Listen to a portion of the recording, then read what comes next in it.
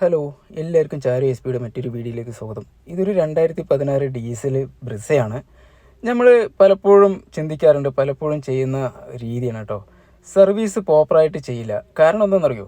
നമ്മുടെ വാഹനം അധികം ഓട്ടോ ഇല്ല എന്നുള്ളത്. ഈ ഒരു വാഹനം ഓടിയിരിക്കുന്നത് ഏകദേശം ഒരു 50,000 കിലോമീറ്ററാണ് കേട്ടോ.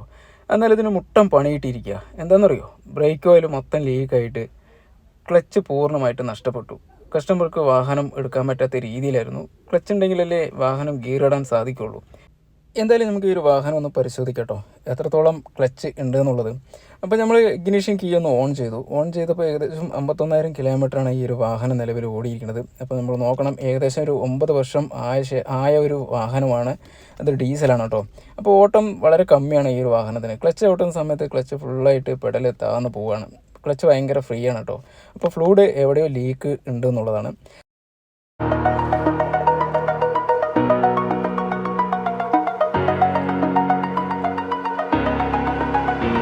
എന്തായാലും ഈ ഒരു വാഹനത്തിൻ്റെ അടിഭാഗം നമ്മൾക്കൊന്ന് പരിശോധിക്കാം, എവിടെയെങ്കിലും ഫ്ലൂയിഡ് ലീക്ക് ഉണ്ടോ എന്നുള്ളത്. അത് നോക്കുന്ന സമയത്ത് ആ ഗിയർ ബോക്സിൻ്റെ സെൻറ്റർ സൈഡിൽ മൊത്തം ഫ്ലൂയിഡ് ലീക്കായി കാണുന്നത് നമുക്ക് കാണാൻ സാധിച്ചു.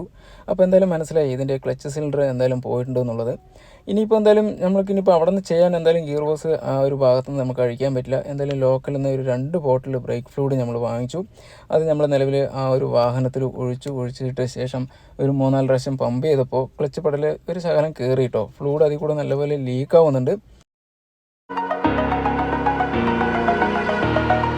Over the edge, feel like I'm floating through the air. കുറച്ച് കഷ്ടപ്പെട്ടിട്ടാണെങ്കിലും നമ്മുടെ ഷോപ്പിലേക്ക് ഈ ഒരു വാഹനം എത്തിക്കാൻ സാധിച്ചു. എന്നിരുന്നാലും ബ്രേക്ക് ഡൗൺ സർവീസിനെ വിളിക്കേണ്ട ഒരു ആവശ്യം വന്നില്ല. നമ്മൾ ശ്രദ്ധിക്കേണ്ട ഒരു കാര്യം എന്താ വെച്ച് കഴിഞ്ഞിട്ടുണ്ടെങ്കിൽ, ഇതിൽ നല്ലപോലെ ലീക്കായിട്ടുണ്ടെങ്കിൽ നമ്മൾക്ക് ക്ലച്ച് തീരെ ഇടാൻ പറ്റാത്തൊരു സാഹചര്യം കൂടി വരും. എന്നിരുന്നാലും നമ്മൾക്ക് കുഴപ്പമില്ലാത്ത രീതിയിൽ കൊണ്ടുവന്നു. എന്തായാലും നമുക്ക് ഈ ഗിയർ ബോക്സ് ഒന്ന് അഴിച്ചെടുക്കട്ടോ, എത്രത്തോളം ഫ്ലൂയിഡ് സ്പ്രെഡ് ആയിട്ടുണ്ടോ എന്നുള്ളത് നമ്മൾക്കൊന്ന് നോക്കാം.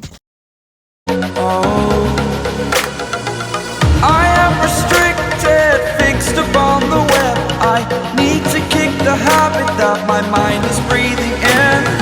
Break out, I've got to see.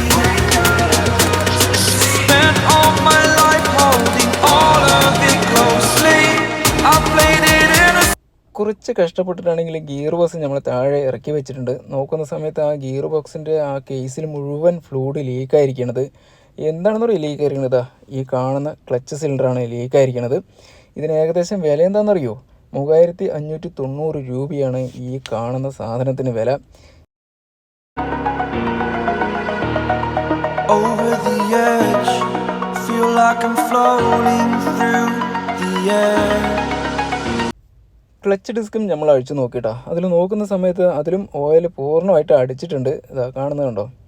ഇതിലും ഓയിൽ അടിച്ചിരിക്കുകയാണ്. അപ്പോൾ നമ്മൾ ഈ ഒരു സാധനം തന്നെ നമ്മളതിൽ സെറ്റ് ചെയ്ത് കഴിഞ്ഞിട്ടുണ്ടെങ്കിൽ ക്ലച്ച് വീണ്ടും റൈസ് ആവാൻ സാധ്യത കൂടുതലാണ്. സാധ്യത കൂടുന്നില്ല, റൈസ് ആവും ഉറപ്പ് തന്നെയാണ്. ഈ പ്രഷർ പ്ലേറ്റിലും ആയിട്ടുണ്ട്.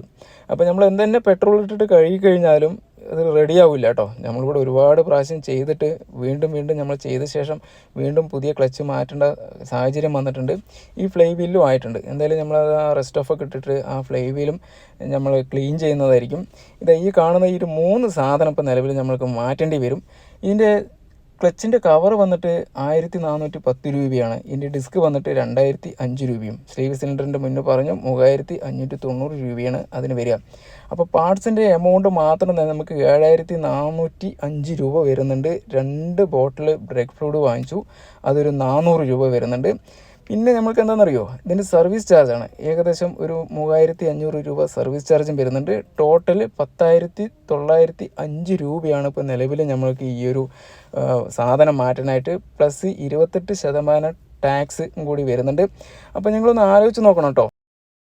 ഓട്ടോ ഇല്ലാത്തൊരു വാഹനം തന്നെയാണ്, ശരി തന്നെയാണ്. പക്ഷേ നമ്മൾ അത്യാവശ്യ സമയങ്ങളിൽ എവിടെയെങ്കിലും എടുത്തിട്ട് പോകാൻ നോക്കുന്ന സമയത്തായിരിക്കും ഇതേമാതിരി സംഭവങ്ങൾ നമ്മൾക്ക് കാണാം. അപ്പോൾ അത്രത്തോളം ബുദ്ധിമുട്ടാണെന്ന് നമുക്ക് നോക്കണം. ഇതൊരു ക്രെയിൻ സർവീസ് വിളിച്ചിട്ട് വരികയാണെങ്കിൽ അതിൻ്റെ ചാർജും കൂടി നമ്മൾ നോക്കേണ്ട കാര്യമാണ് കേട്ടോ.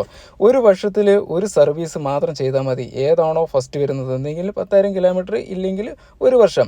ഇതിൽ പ്രോപ്പറായിട്ട് നമുക്ക് സർവീസ് ചെയ്ത് കഴിഞ്ഞിട്ടുണ്ടെങ്കിൽ ഇതേമാതിരിയുള്ള സംഭവങ്ങളൊക്കെ നമുക്ക് ഒഴിവാക്കാം. ഏകദേശം ഈ ഒരു കസ്റ്റമറിന് ചിലവായിരിക്കുന്നത് എത്രയാണെന്നറിയോ? ഈ ഒരു ക്ലച്ച് മാറ്റാനായിട്ട് വന്നിട്ടും വന്നിരിക്കുന്നത് ഏകദേശം ഒരു 12,500 രൂപ നിലവിൽ ഈ ഒരു കസ്റ്റമർക്ക് വന്നിട്ടുണ്ട്.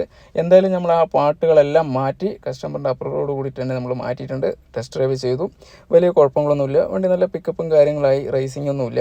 അപ്പോൾ നിങ്ങൾ പ്രത്യേകിച്ച് ശ്രദ്ധിക്കണം. വാഹനം ഓട്ടോ ഇല്ലാത്തൊരു വാഹനമാണെന്നുണ്ടെങ്കിലും ഒരു വർഷത്തിൽ ഒരു സർവീസ് ഇല്ലെങ്കിൽ ഒരു 10,000 ഇതിൽ ഏതാണോ ഫസ്റ്റ് വരിക ആ ഒരു സർവീസ് ചെയ്യാട്ടോ. ഈ ഒരു വീഡിയോ നിങ്ങൾക്ക് ഇഷ്ടപ്പെട്ടു എന്ന് കരുതുന്നു. ഇഷ്ടപ്പെട്ടു കഴിഞ്ഞിട്ടുണ്ടെങ്കിൽ ഒന്ന് സബ്സ്ക്രൈബ് ചെയ്യുക, ബെൽ ബട്ടൺ അമർത്തുക, ഷെയറും കൂടി ഒന്ന് ചെയ്യുക. ഇതേപോലെ വ്യത്യസ്ത വീഡിയോകളുമായിട്ട് ഇനിയും നമ്മൾക്ക് കാണാം. Thanks for watching.